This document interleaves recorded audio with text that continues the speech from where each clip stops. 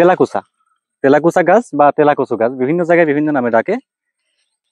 খুবই সুন্দর একটা গাছ। এই গাছটা গ্রাম অঞ্চলের বাড়ির আশেপাশে আঙিনায় ঝোপঝাড়ে বিভিন্ন জায়গায় দেখতে পাওয়া যায়।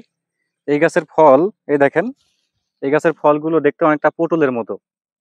এই যে এখানে আছে অনেকগুলো, অনেকটা পটলের মতো, এবং যখন পেকে যায় দেখতে খুবই আকর্ষণীয় হয়।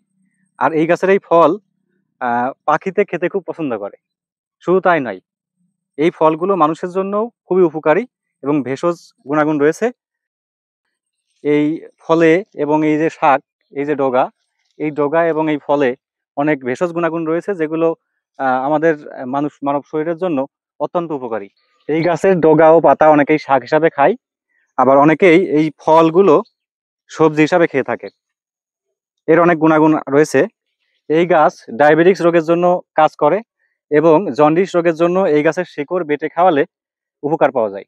এই গাছের পাতা ব্রণ সারাতে সাহায্য করে, এবং এই গাছের ফল এবং পাতা কিডনিতে পাথর জমতে দেয় না। এছাড়াও এই গাছ অনেক রোগের প্রতিষেধক হিসেবে কাজ করে।